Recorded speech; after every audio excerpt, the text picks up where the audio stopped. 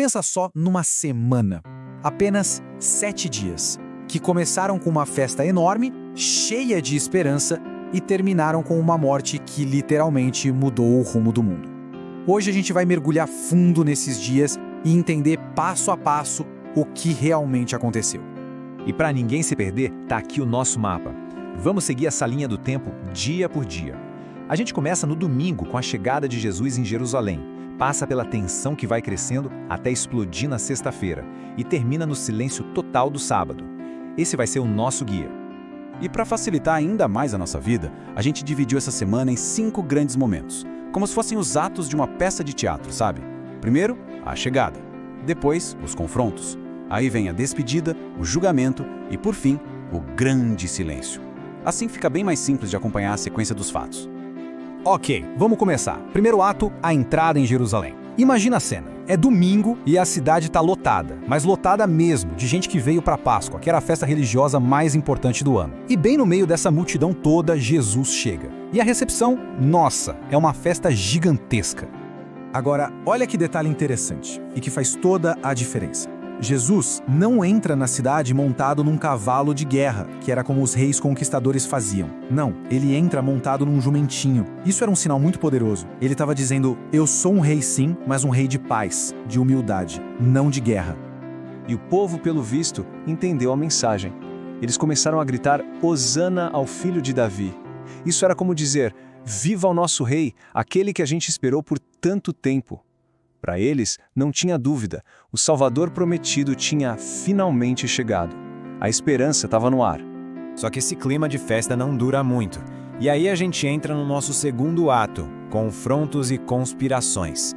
É aqui que as ações de Jesus começam a incomodar e muito, gente bem poderosa. A tensão começa a subir.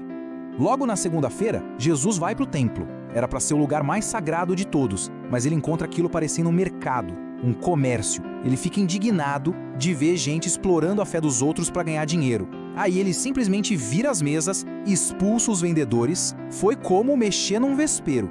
Ele desafiou o poder e principalmente o bolso dos líderes religiosos. Aquilo foi a gota d'água para eles. E quem eram esses líderes? Basicamente o Sinédrio. Para a gente entender, o Sinédrio era tipo o Supremo Tribunal da época, a maior autoridade religiosa e política dos judeus. Depois daquela confusão no templo, eles se reuniram em segredo com um único objetivo: arrumar um jeito de prender e matar Jesus. E a oportunidade que eles queriam veio de onde menos se esperava, de dentro do próprio grupo de Jesus. Judas Iscariotes, um dos 12 apóstolos, um dos amigos mais próximos, se ofereceu para entregar a ele. E o preço combinado por essa traição foi de 30 moedas de prata. Agora segura essa informação. 30 moedas de prata não era um valor qualquer. Naquela época, essa era a quantia paga como indenização pela morte de um escravo.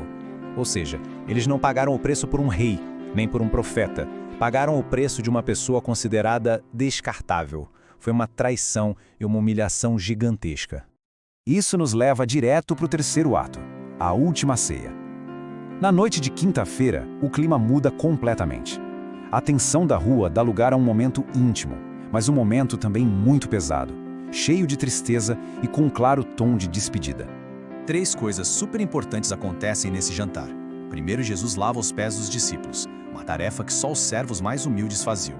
Era uma lição prática sobre humildade. Segundo, ele pega o pão e o vinho e dá um novo significado para eles, dizendo que representavam seu corpo e seu sangue. E terceiro, a bomba. Ele avisa que um deles, Judas, vai traí-lo, e que outro, Pedro, vai negar que o conhece.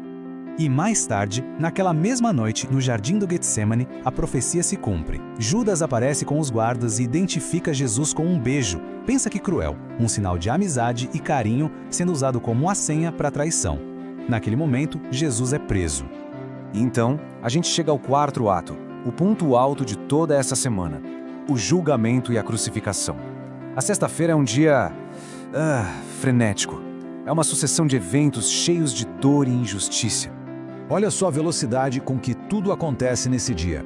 Durante a madrugada e a manhã, Jesus é levado de um julgamento para o outro. Primeiro para as autoridades judaicas, depois para o governador romano, Pôncio Pilatos. Ao meio-dia, ele é levado para ser crucificado. Às 3 da tarde, ele morre. E ao anoitecer, seu corpo já está num túmulo. tudo em menos de 24 horas. Um dos momentos mais tensos é quando Pilatos, o governador, que não via motivo para condenar Jesus, dá uma escolha para o povo. Quem vocês querem que eu solte? Jesus ou um criminoso famoso chamado Barrabás? E a multidão, incentivada pelos líderes religiosos, grita: solta o Barrabás, crucifica o Jesus! Vendo que não tinha mais o que fazer e que a multidão estava irredutível, Pilatos faz um gesto que ficou famoso para sempre. Ele pede água e lava as mãos na frente de todo mundo. Era um ato simbólico para dizer: ok, a responsabilidade por essa morte não é minha, é de vocês.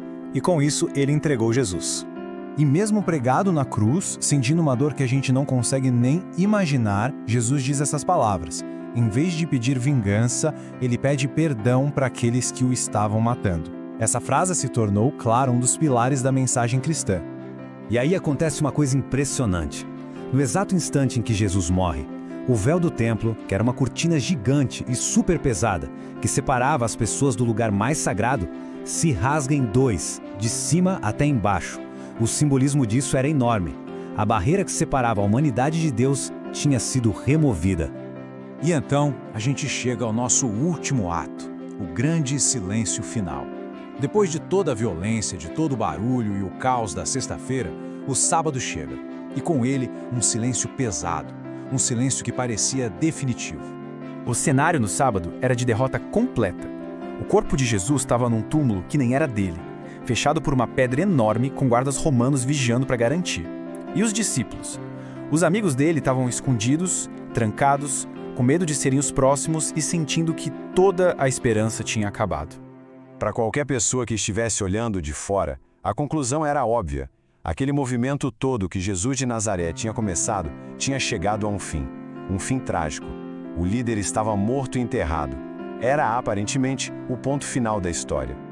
Nós passamos pelos 7 dias, da entrada triunfal com gritos de alegria até o silêncio do túmulo. Tudo parecia ter terminado da pior maneira possível. Mas a pergunta que ficou ecoando a partir daquele sábado silencioso e que mudaria tudo de novo era justamente essa.